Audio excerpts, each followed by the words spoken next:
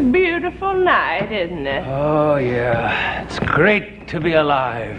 How would you know? She made millions laugh, but there was one moment on camera that Carol Burnett never watched again. One scene so raw, so real, that even the queen of comedy couldn't face it. It aired just once, stunned the world, and was never spoken of by Carol again, not for 47 years. So what was it that haunted America's funniest woman? To understand, you have to go back to where it all began, in the shadows of Hollywood, before the lights, before the laughter, when Carol was just a little girl trying to survive. Carol Burnett was born on April 26, 1933, in San Antonio, Texas. But her early life was anything but Texan sunshine. Her parents, both alcoholics, spiraled deeper into their addictions as Carol learned to walk. Her father bounced from job to job at movie theaters, while her mother faded into a haze of neglect. By the time she was a toddler, Carol already understood abandonment. She didn't have bedtime stories. She had silence, confusion, and loneliness. Eventually, her parents gave up completely. Carol was taken in by her grandmother, Mabel White, and moved to a decaying boarding house in Hollywood. It wasn't glamorous. They lived off $20 a week in a single shared room, surrounded by broken people, addicts, the mentally ill, and others clinging to dreams long gone. But for the first time in her life, Carol felt safe. Her grandmother gave her something she had never known: unconditional love. To escape the noise outside their door, Carol created a twin sister named Karen. Karen was bold, confident, everything Carol wasn't. She'd change outfits, switch personalities, and convince neighbors she was two different people. In that small boarding house full of sadness, Karen brought joy, and Carol discovered the power of performance. Every Saturday, Carol and her grandmother scraped together 25 cents to see a movie. For a few precious hours, Carol could forget the peeling paint, the hunger, the fear. She'd study the stars on screen, imitating voices, learning how to breathe like them. When she heard Tarzan's yell echo through the theater, she ran home and practiced it until it became perfect. She had no idea she was training her diaphragm for comedy. That yell would later become part of her iconic live shows. But when high school ended, Carol had one goal: journalism. Her mother had dreamed of being a writer, and Carol wanted to finish what she couldn't. UCLA was the dream.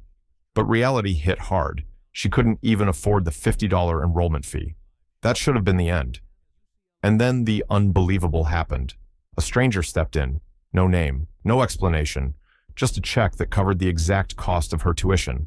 That one act of anonymous kindness set Carol on a path that would change television history. She enrolled at UCLA, and destiny was waiting. She started out studying journalism, but one elective theater class flipped her world upside down. On that stage, she wasn't poor anymore. She wasn't invisible. She was alive, loud, funny, and seen. The room lit up when she performed. Her professors saw it. So did her classmates. She had timing, presence. She could sing, act, and make people roar with laughter.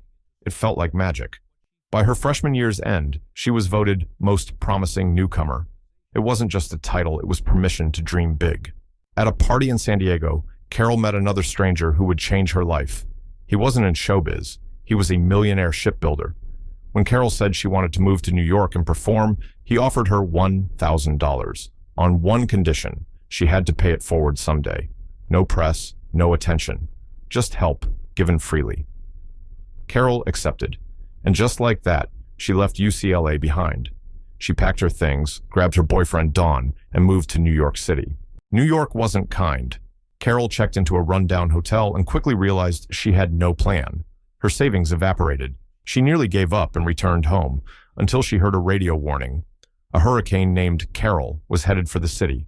She took it as a sign: stay. She moved into the rehearsal club, a place for aspiring actresses. 5 women to a room, 1 bathroom. But for Carol, it was heaven. She worked nights as a hat check girl and auditioned during the day. Then came her first break. A parody song about Secretary of State John Foster Dulles. Silly, absurd, and impossible to forget. Carol nailed it. The crowd exploded. She was invited on the Jack Parr Show, then the Ed Sullivan Show. America saw her, and they wanted more. In 1959, she landed the role of Princess Winifred in Once Upon a Mattress. It was a strange little show, part fairy tale, part comedy. But Carol brought the character to life in a way no one else could. Critics were skeptical. Audiences were obsessed. The show moved from off-Broadway to the big stage. Carol earned a Tony nomination. 5 years after receiving that mystery donation, Carol paid every penny back. The millionaire never came forward. She was now earning $500 a week, more money than she'd ever dreamed of. And she was just getting started. The Gary Moore Show came next, and Carol became a household name. Her cleaning lady character became legendary. She won her first Emmy in 1962. That show laid the groundwork for what was to come. Because in 1967, Carol launched The Carol Burnett Show, and television would never be the same. It aired for 11 seasons, pulling in over 30 million viewers every week. That wasn't just success, it was history. Time magazine called it one of the 100 greatest shows ever. It won 25 primetime Emmys. Her cast became icons. She broke ground as the first woman to lead a weekly comedy variety show, and she did it in a man's world. But behind the scenes, the pressure was enormous. Harvey Korman, her trusted co-star, almost walked away. One week, he arrived on set, grumpy, distant, and impossible to work with. Carol asked him what was wrong. He told her flatly, "I'm not happy here," then slammed his dressing room door. So she fired him. But by Monday, he came back, whistling and skipping down the hall, just like she told him to. She made a plaque for his door. Mr. Happy-Go-Lucky. He stayed until season 10. Then came Tim Conway, the wild card.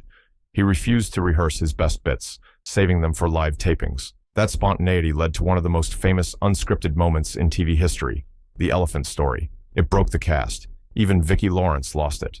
The sketch had to be cut around real laughter. But not every sketch was funny. In 1977, Carol played Eunice in a dark sketch called The Gong Show. No jokes, no exaggeration.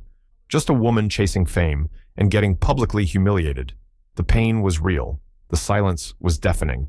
The final shot pulled back slowly on her tear-streaked face. No music, no applause, just heartbreak. The crew cried. Viewers were stunned. Critics called it genius.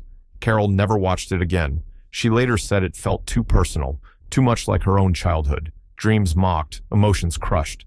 That single sketch inspired a TV movie and a spin-off sitcom. But Carol stepped away from it all. That sketch left a scar. Her personal life was no less dramatic. She married twice. First to Don Soroyan, her college sweetheart. But their love crumbled after the death of his daughter and his deepening depression. He died in 1990. She then married TV producer Joe Hamilton. They had 3 daughters, but fame strained their marriage too. By 1984, it was over. In the late 1970s, the National Enquirer accused Carol of being drunk at a restaurant near Henry Kissinger. It was a lie. Carol sued, and won. The case dragged on for 5 years, but ultimately reshaped tabloid journalism.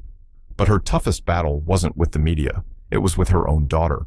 Carol Burnett didn't just make people laugh. She made them feel. From a dirt-poor childhood in a broken home to the biggest stages in the world, her story is one of grit, heartbreak, and relentless humor.